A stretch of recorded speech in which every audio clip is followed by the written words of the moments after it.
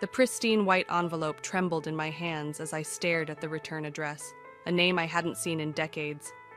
My mother-in-law's voice droned on about proper family values in the background, but all I could focus on was the elegant script that read Jolie Thornton. I'm Cadence, and until that moment I thought I knew exactly how this dinner would go. I'd been rehearsing my adoption pitch for weeks, determined to finally make my dream of motherhood come true. But fate, it seemed, had other plans. And that's why maintaining our family's reputation is paramount, Angelina concluded, dabbing her mouth with a cloth napkin. Her perfectly coiffed silver hair caught the light of the chandelier, making her look more regal than a simple family dinner warranted. Mother, my husband Beckett interjected, squeezing my hand under the table. Cadence and I have something we'd like to discuss. My heart raced. This was it. I cleared my throat. We've been thinking about adoption. The crystal wine glass in Angelina's hand froze halfway to her lips. Adoption? She pronounced the word as if it were poisonous. Yes, I pressed on, my voice stronger than I felt. There are so many children who need loving homes, and we— Absolutely not. Angelina's tone could have frozen hell itself. The Norris family has maintained a pure bloodline for generations. We don't take in strays. Beckett's grip on my hand tightened. Mother, times have changed. Adoption is a scandal waiting to happen, she cut him off. What will people think? What will they say at the country club? Have you considered that? I stood up, my chair scraping against the hardwood floor. With all due respect, Angelina, I don't give a damn what people at the country club think. Sit down, she hissed. We're not finished. Actually, we are. I grabbed my purse and the mysterious envelope. Beckett, I'll see you at home. The drive to Ruby's apartment was a blur. My best friend opened her door, took one look at my face, and pulled me into a hug. That bad, huh? She led me to her cozy living room, already reaching for the emergency wine stash. Worse. I collapsed onto her worn leather couch. She called potential adoptees strays, Ruby, like they're unwanted animals. Ruby handed me a generous pour of red. That woman is toxic. What's that envelope you're clutching like a lifeline? I'd almost forgotten about it. It came today. It's from someone named Jolie Thornton. The return address is from my mother's hometown. Well, Ruby perched on the arm of the couch. Open it! My hands shook as I broke the seal. The letter inside was handwritten, the paper expensive. Dear Cadence, I read aloud. You don't know me, but I'm your mother's sister, your aunt.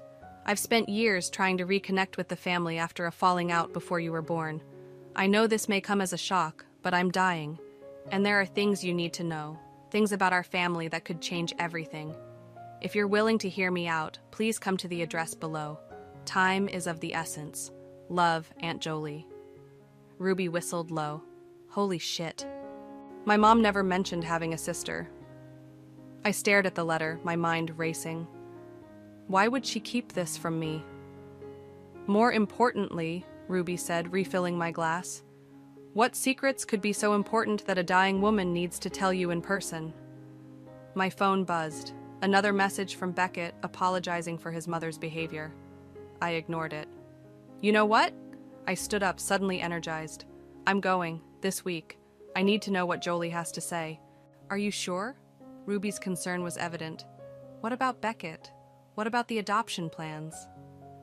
I thought about Angelina's cruel words, about the years of subtle manipulation and control, about how she'd systematically crushed every dream that didn't fit her perfect family image.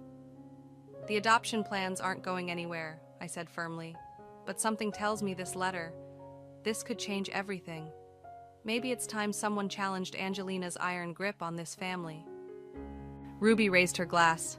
To whatever secrets Aunt Jolie has in store, may they be juicy enough to give that old bat a heart attack. I clinked my glass against hers, but my mind was already racing ahead. Whatever Jolie had to tell me, one thing was certain. I was done letting Angelina Norris dictate my life. And if this mysterious aunt had information that could help me break free from her control, well, that would be karma at its finest.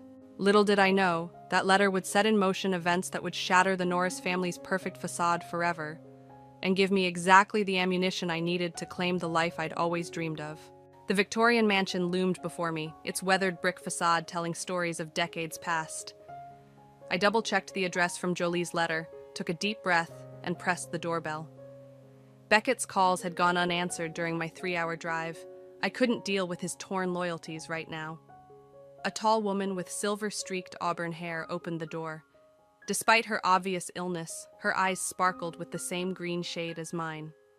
"Cadence," she breathed, her face lighting up. "You look just like your mother did at your age." "Aunt Jolie?" My voice cracked slightly. She pulled me into a warm embrace that felt nothing like Angelina's stiff, formal hugs. "Come in, sweetheart. We have so much to talk about." The interior was a beautiful mix of antiques and modern comfort. Jolie led me to a sunny sitting room where tea was already laid out. "I've been watching you from afar," she said, pouring tea into delicate cups. "Social media is quite useful for keeping tabs on family." "Why didn't my mother ever mention you?" Jolie's hands trembled slightly as she set down the teapot. "Because I was the family scandal. I got pregnant at 16, refused to give up my baby for adoption. Your grandparents wanted to send me away, preserve the family image." She laughed bitterly. "Sound familiar?" My throat tightened. Exactly like Angelina. Some patterns repeat themselves, don't they? Jolie reached for a photo album. "This is my daughter, Sarah. She died in a car accident 10 years ago, along with her husband." "I'm so sorry," I whispered, studying the photo of a smiling young woman. "Life is too short to let others dictate your happiness, Cadence." Jolie's voice grew stronger. "I fought for my choices, lost my family, but I never regretted it. I built a successful business, raised a beautiful daughter, lived life on my terms." "What happened with Mom?" "She chose the family's side. Reputation over love, another pattern you might recognize." Jolie's eyes met mine. "But that's not why I called you here." She stood, walking to an antique desk. "I'm dying, Cadence. Pancreatic cancer. 3 months, maybe less." She pulled out a thick envelope. "This is my will. I'm leaving everything to you." I nearly dropped my teacup. "What? But we've just met." "You're my only living relative who understands what it's like to fight against family tyranny. My estate is worth considerable money, Cadence. Enough to give you complete independence from the Norris family's influence." My phone buzzed again. Angelina this time. I silenced it. "There's more," Jolie continued. "I have documentation of some rather unsavory business dealings involving the Norris family's precious reputation. Insurance, should you need it." "I can't accept this," I protested. "It's too much." Jolie sat beside me, taking my hands in hers. "When Sarah died, I lost my purpose. But watching you struggle against the same oppression I faced, it gave me a new one. Use this inheritance to build the family you dream of. Don't let Angelina do to you what my parents did to me." Tears welled in my eyes. I don't know what to say. "Say you'll fight. Say you'll live life on your terms." Her grip tightened. "My lawyer, George, will contact you soon. There's one condition to the inheritance, though." "What's that?" A mischievous smile crossed her face. "You have to promise to send me a photo of Angelina's face when she realizes she's lost control." I couldn't help but laugh through my tears. "I think I can manage that." We spent the next few hours sharing stories, looking at photos, bridging the decades of separation. As the sun began to set, Jolie walked me to the door. "Remember, Cadence, family isn't about blood or reputation. It's about love, pure and simple." I hugged her tightly, memorizing the feeling of finally having someone truly in my corner. "I'll come back soon." "Don't wait too long," she said softly. "Time isn't on my side." Driving home, my mind raced with possibilities. The inheritance could change everything. Fund the adoption, give us independence from Angelina's financial control. But the real gift was knowing I wasn't alone in this fight. My phone rang. Beckett again. This time I answered. "Where have you been?" he demanded. "Mother's furious." I smiled, thinking of Jolie's strength, her defiance, her legacy. Tell her I'm done playing by her rules. Things are about to change, Beckett. You can either stand with me or stand with her, but I'm done compromising. The silence on his end spoke volumes. Finally, he sighed. What happened today? I found someone who showed me what real family means, I replied, and I'm about to shake up Angelina's perfect world in ways she never saw coming. The doorbell rang exactly at 9 a.m. George Pearson stood on my doorstep, briefcase in hand, looking every bit the distinguished lawyer in his tailored suit. Mrs. Norris? He extended his hand. I'm here regarding Jolie Thornton's estate. Please call me Cadence. I led him to the living room, grateful Beckett was at work. Would you like coffee? No, thank you. Time is of the essence. He opened his briefcase, spreading documents across our coffee table. As you know, Jolie intends to leave you her entire estate. The estimated value is just over $12 million. I nearly choked on my coffee. $12 million? Her tech company's sale was quite profitable. George adjusted his glasses. However, there's a condition that might complicate things. A knock at the door interrupted us. My heart sank as I heard Angelina's voice through the door. Cadence? Your car's here. I know you're home. Just a moment. I turned to George, panicked. That's my mother-in-law. She can't know about this. George quickly gathered the papers.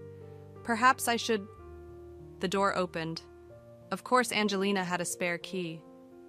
Really, Cadence, it's rude to keep people waiting. She strode in, freezing at the sight of George. Oh, I wasn't aware you had company. Mrs. Norris, I said through gritted teeth. This is a private meeting. Nonsense. I'm family. She settled into an armchair like a queen on her throne. And who might you be, sir? George glanced at me, then straightened his tie. I'm a lawyer representing a family member of Cadence's. Angelina's perfectly plucked eyebrows rose. Oh? What family member would that be? That's confidential, I snapped. Everything involving this family concerns me, Angelina declared. As the matriarch? You're not my matriarch. The words burst out before I could stop them. This has nothing to do with the Norris family. George cleared his throat. Perhaps we should reschedule. No, I said firmly. Mrs. Norris was just leaving. Angelina's face hardened. I most certainly was not. If there are legal matters involving this family. The condition, George interrupted, looking directly at me, requires you to legally change your last name back to Wilkinson within 30 days of accepting the inheritance. The room went deadly silent. Angelina's face turned an interesting shade of purple. Absolutely not, she finally sputtered. The Norris name is a legacy. One I never asked for, I cut in, a strange calm settling over me. How soon can we start the paperwork, George? This is outrageous! Angelina stood, trembling with rage. I won't allow it. Beckett won't allow it. Beckett doesn't own me. I met her gaze steadily. And neither do you. You'll regret this, she hissed. Whatever money you're being offered, it's not worth destroying this family. George pulled out another document. There's more. The inheritance includes evidence of certain irregularities in the Norris Family Foundation's financial records. Angelina went pale. What did you say? Jolie was quite thorough in her research, I said sweetly. Something about misappropriated charity funds? You're bluffing, but her voice trembled slightly. Would you like to test that theory? I stood, walking to the door. I think we're done here, Angelina. I'll need your key back. Her hand shook as she removed the key from her ring. You have no idea what you're doing. Actually, for the first time in years, I do. I took the key. Give Beckett my love when you run to tell him all about this. After she left, George let out a low whistle. That was intense. Did you mean it? About the financial records? He nodded, pulling out a USB drive. Everything's here. Jolie wanted you to have ammunition. And the name change condition? Was that really her idea? No, George smiled slightly. That was a little improvisation on my part. Seemed like good timing. I laughed, feeling lighter than I had in years. It was perfect timing. There is one actual condition, he said, becoming serious. Jolie wants you to use part of the inheritance to start a foundation, supporting adoptive families, helping children find homes. Tears pricked my eyes. She really thought of everything, didn't she? She believed in you. George packed up his briefcase. The ball's in your court now, Cadence. What's your next move? My phone buzzed. A text from Beckett. Mother just called. We need to talk. I showed George to the door, then typed my response. Yes, we do, and this time, you're going to listen. The game was changing. Angelina had always held all the cards, but now I had a royal flush and I wasn't afraid to play it. Let her rally the family against me, let her threaten and scheme. I had 12 million reasons not to care anymore. Beckett's car pulled into the driveway at midnight. I was waiting in the kitchen, 2 glasses of whiskey on the counter. He looked exhausted, his tie loose and hair disheveled.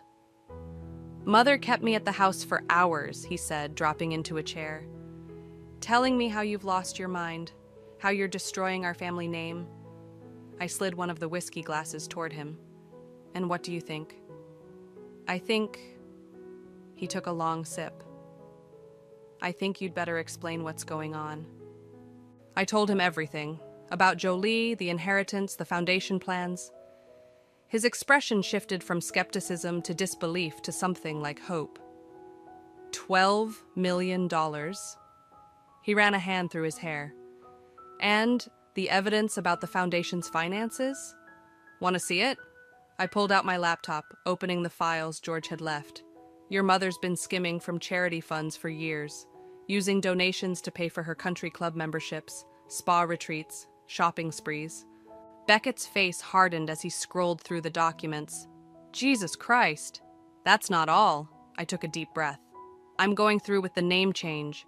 His head snapped up. Cadence. No, listen to me. For 7 years, I've tried to fit into your mother's perfect world. I've smiled at her backhanded compliments, accepted her control, compromised my dreams. I'm done. This will destroy her. She's been destroying me! My voice cracked. Every time she blocked our adoption plans. Every time she undermined my choices. Where were you? He flinched. I tried to balance. Balance? I laughed bitterly. There is no balance with your mother. It's her way or nothing. Well, now I have the power to choose nothing. Silence stretched between us. Finally, Beckett stood and walked to the window. Do you remember why we fell in love? He asked quietly. Because you said I was the first person who made you feel free? He turned back to me, eyes glistening. Mother's already called an emergency family meeting for tomorrow.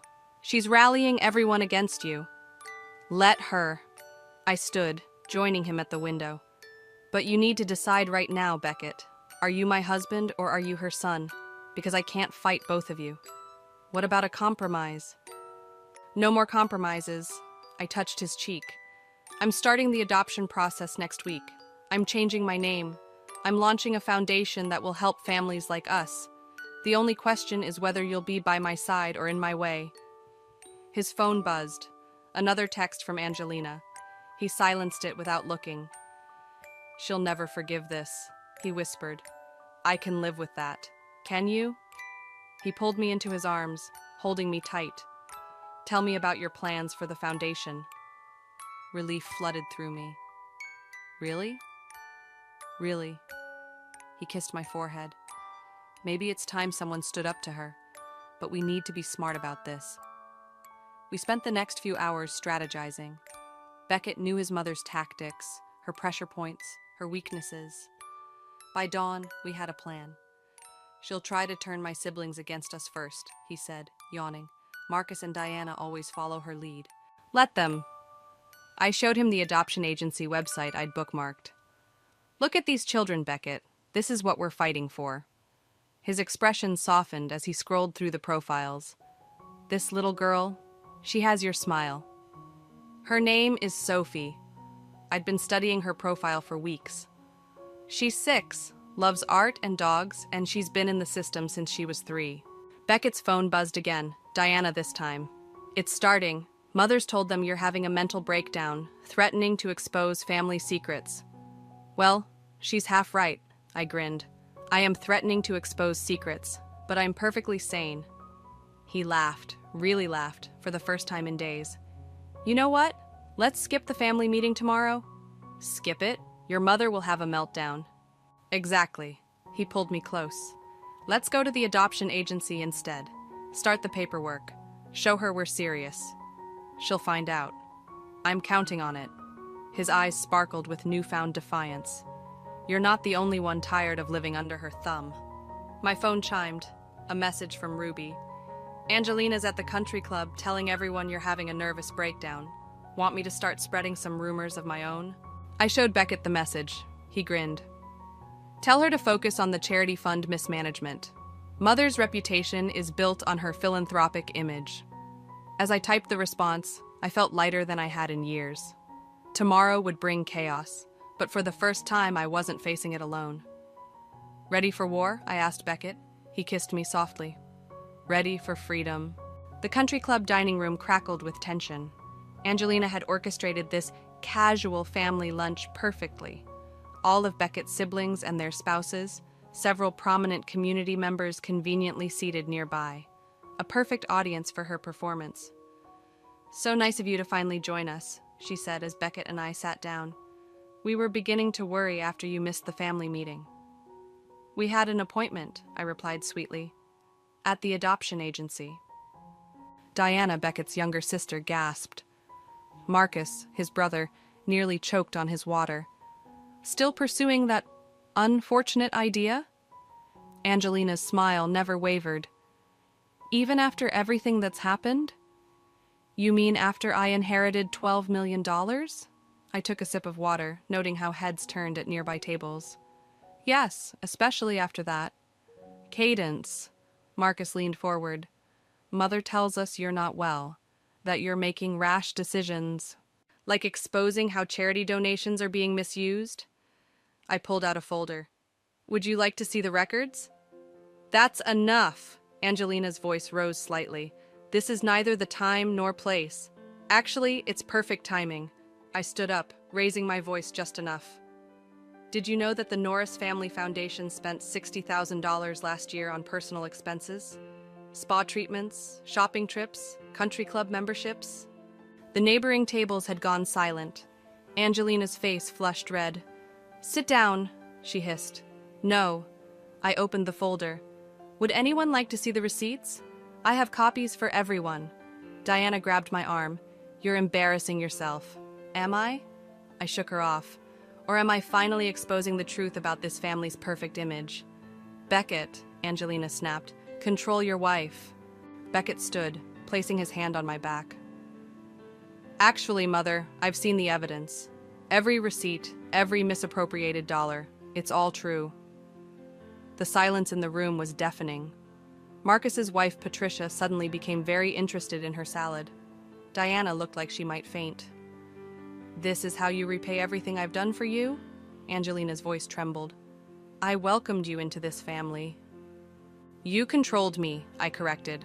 You blocked our adoption plans, manipulated Beckett, used charity money for personal gain, and now everyone knows. As if on cue, my phone buzzed. I checked it and smiled.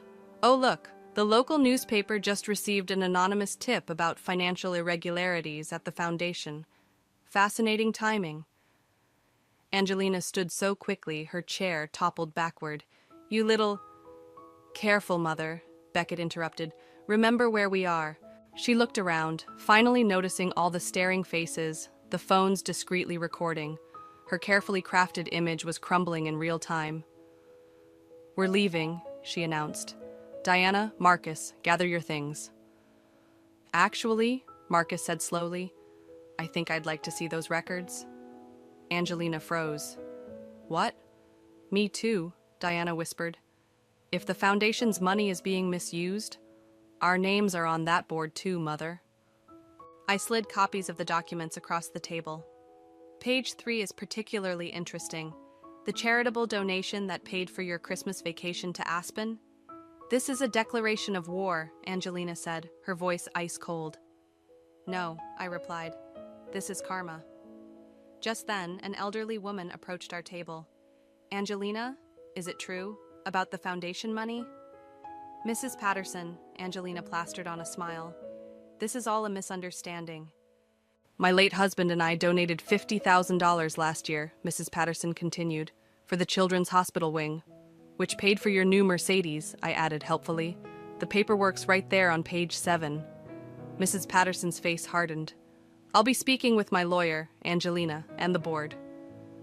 As she walked away, other diners began to stand, gathering their things, whispering. The perfect bubble of social status Angelina had built was bursting spectacularly. You've ruined everything, she spat at me. No, you did that yourself. I gathered my purse. By the way, we're approved for adoption. Sophie moves in next month. You're not welcome to visit. Beckett! It was her last desperate play. You can't allow this. Watch me. He took my hand. Diana, Marcus, family dinner at our place next week? Without mother?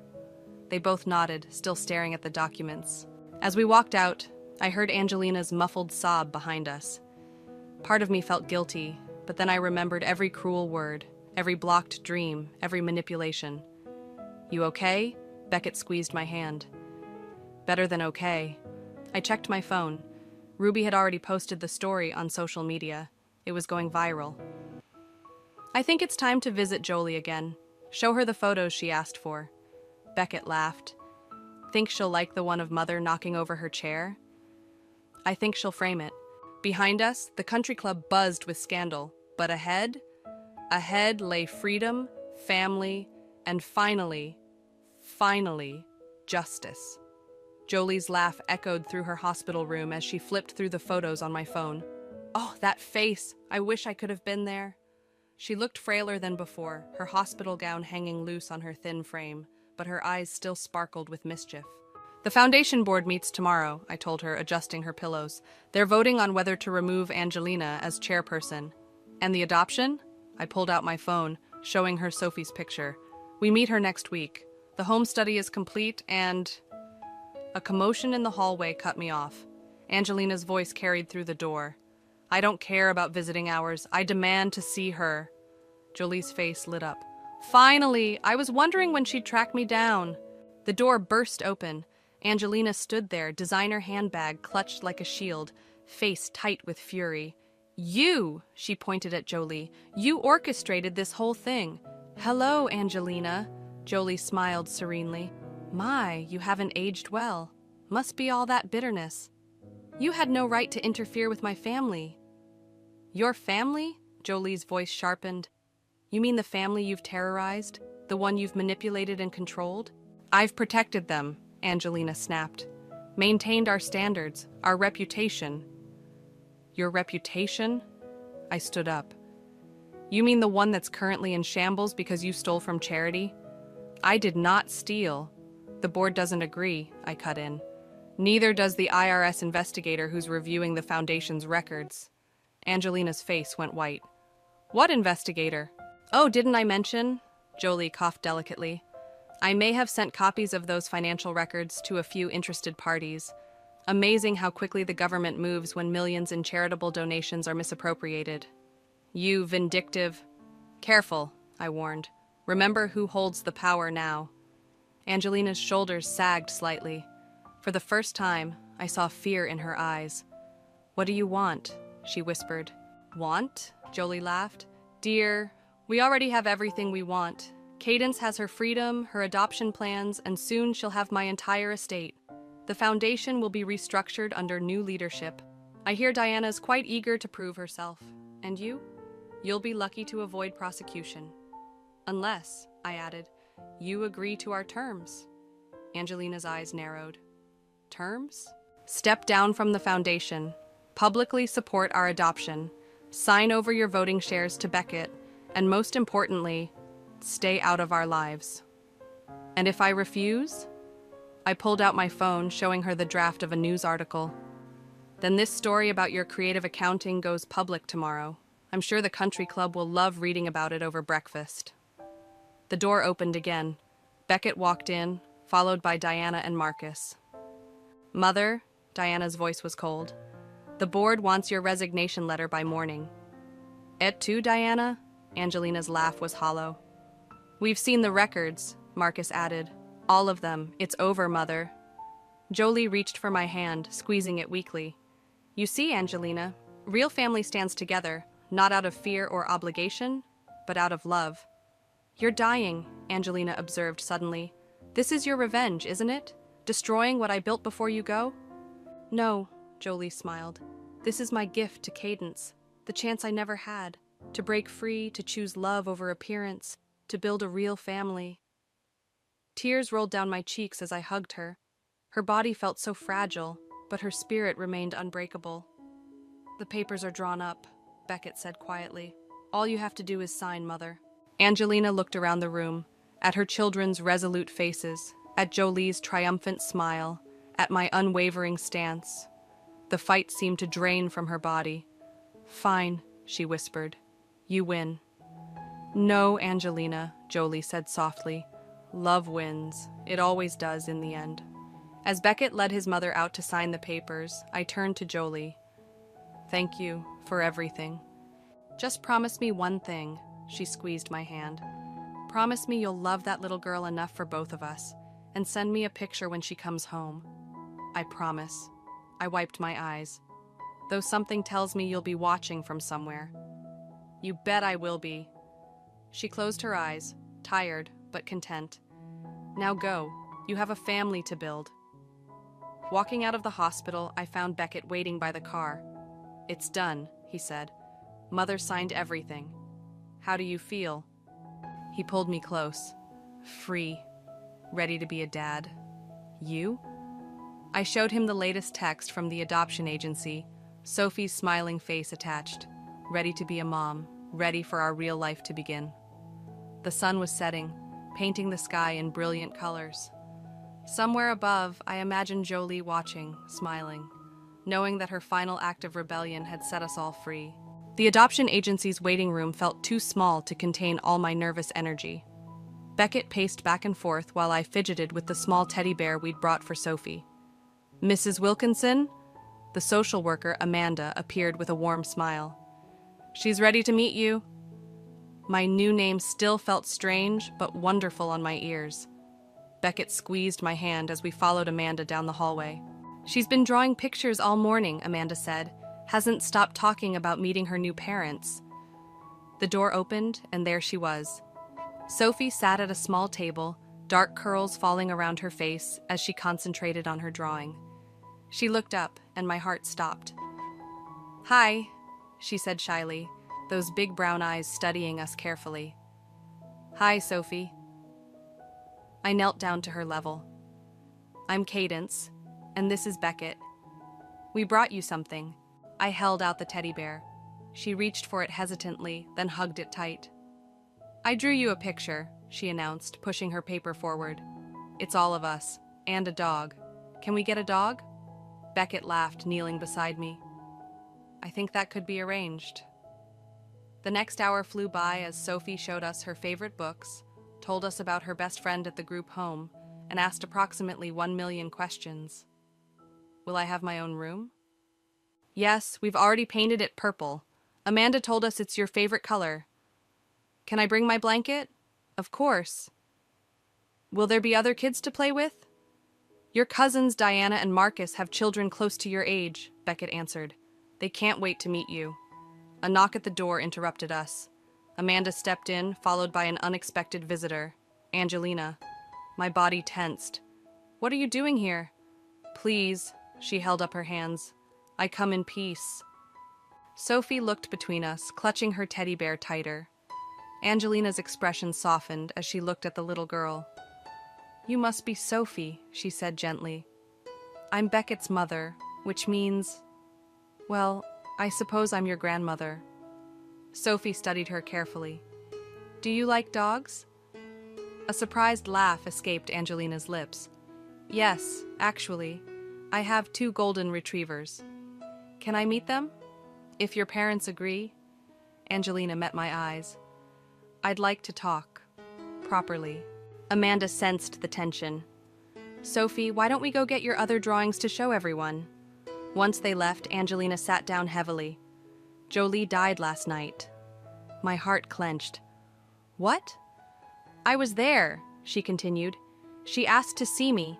We talked for hours about everything, about how fear of scandal destroyed her family, just like it almost destroyed ours. Tears rolled down her cheeks. She made me promise to do better, to be better, so here I am. Mother, Beckett started. No, let me finish. She pulled out an envelope. This is for Sophie, a college fund, and this, she handed me another envelope, is the deed to our beach house, for your new family. I stared at the papers in shock. Angelina. I was wrong, she whispered, about everything. Watching you fight for your dreams, seeing how my own children turned against my controlling ways. Jolie helped me see what really matters. The door opened as Sophie bounded back in, arms full of drawings. She stopped short, looking at our tears. Why is everyone sad? We're not sad, sweetheart, I said, wiping my eyes. Sometimes grown-ups cry when they're happy, too. Oh. She considered this, then walked over to Angelina. Want to see my dog drawings? I'm really good at dogs. Angelina laughed through her tears. I'd love to. As Sophie climbed into her new grandmother's lap, spreading out her artwork, I felt the last pieces of resentment melt away. This was what Jolie had fought for. Not revenge, but redemption. The adoption will be finalized next week, Amanda said from the doorway, though I think it's clear this family is already complete. Family, Sophie tested the word. And I get to stay forever? Forever and ever, Beckett promised. And we can get a dog? Yes, Angelina chimed in. I know a wonderful breeder. Actually, I interrupted, pulling up a photo on my phone. There's a rescue puppy at the shelter who needs a home. Want to meet her? Sophie's eyes lit up. Now? If everyone wants to come? I looked at Angelina questioningly. She stood, straightening her designer dress. Well, I suppose my reputation can handle being seen at a shelter, especially with my granddaughter. As we walked out together, Sophie between Beckett and me, Angelina following with the drawings, I felt Jolie's presence. She'd given us so much more than money. She'd given us the courage to rewrite our story. Ready for our next adventure? I asked Sophie. She grabbed my hand, then reached for Angelina's. Ready! And just like that, the wounds of the past began to heal, one small hand at a time. The autumn breeze carried the sound of laughter from the backyard as I finished arranging cookies on a platter. Through the kitchen window, I watched Sophie chasing her rescue puppy, Max, while Diana's and Marcus's kids took turns on the new swing set. Need help? Angelina appeared beside me, reaching for the lemonade pitcher. Thanks. I nodded toward the yard. Hard to believe this is the same family that nearly imploded a few months ago. Jolie would have loved this, she said softly, arranging glasses on a tray. All these children, all this joy. The doorbell rang. Ruby arrived with the final paperwork for the Thornton Wilkinson Foundation's first major project, a support center for adoptive families. Everything's approved, she announced, spreading the documents on the kitchen counter. Construction starts next month. Perfect timing. I signed where indicated. The inheritance money should be released from escrow tomorrow. Angelina peered at the plans. The playground design looks wonderful, though perhaps we could add... Mother, I warned playfully. Remember our agreement about backseat driving? She laughed, holding up her hands in surrender. Old habits die hard, but I'm learning. Sophie burst through the back door, Max at her heels. Mom, Grandma, Uncle Marcus is trying to fit on the kiddie swing. This, I have to see. Angelina grabbed her phone, hurrying outside. Mom, Sophie tugged my sleeve. Can I show everyone my special project now? I nodded. The project, a family photo wall she'd been working on for weeks, was her pride and joy. Everyone inside, she called out. Family meeting. They filtered in. Beckett, Diana, Marcus, looking slightly embarrassed. Their spouses and children, Angelina and Ruby. Sophie led them to the living room where a sheet covered one wall. Ready? She gripped the sheet, practically bouncing with excitement. Ready! The cousins chorused. She pulled the sheet down, revealing dozens of framed photos. There was Jolie in her hospital bed, smiling despite her illness. Beckett and me with Sophie at the shelter, adopting Max. Diana's daughter teaching Sophie to ride a bike. Marcus pushing all the kids on the swings, Angelina baking cookies with Sophie and her cousins. But the centerpiece was different. A large drawing Sophie had made. It showed all of us, including a smiling angel that looked suspiciously like Jolie, watching from above. "See?" Sophie pointed proudly. "This is our real family, not the one in those stuffy old portraits Grandma used to have." Angelina wrapped an arm around her granddaughter. "You're absolutely right, sweetheart. This is much better than those old portraits." "There's room for more," Sophie announced, "for when our family gets bigger." "Bigger?" Beckett raised an eyebrow at me. I smiled, touching the envelope in my pocket, the one from the adoption agency about a sibling group of 2 who needed a home. "Well, actually..." "Really?" Sophie's eyes widened. "More brothers or sisters?"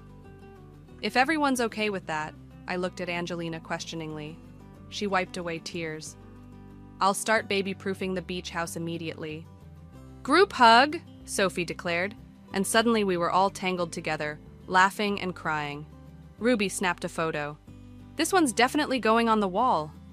Later, as everyone enjoyed cookies in the backyard, Beckett found me in the kitchen. "Happy?" he asked, wrapping his arms around me.